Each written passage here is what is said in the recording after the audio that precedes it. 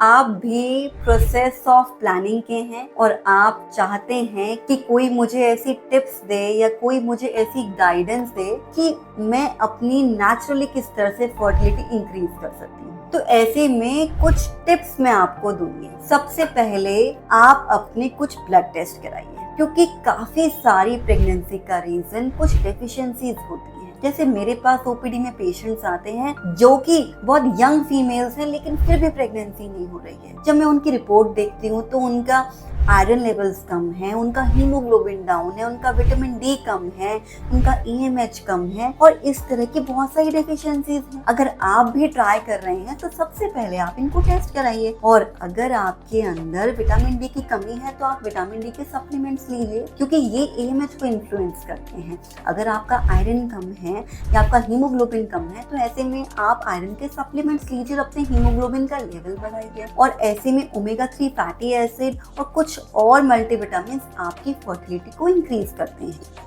काफी बार केस के अंदर मैं देखती हूँ कि डेफिशिएंसी की वजह से ही प्रेगनेंसी नहीं हो रही होती है। और अगर ऐसे में आप अपनी डेफिशिएंसी को ठीक करते हैं और होम्योपैथिक सेफ मेडिसिन साथ में लेते हैं तो आपकी फर्टिलिटी काफी हद तक बढ़ जाएगी और इस तरह से आप नेचुरली कंसीव कर पाएंगे और आपको आर्टिफिशियल मीन्स की जरूरत नहीं पड़ेगी।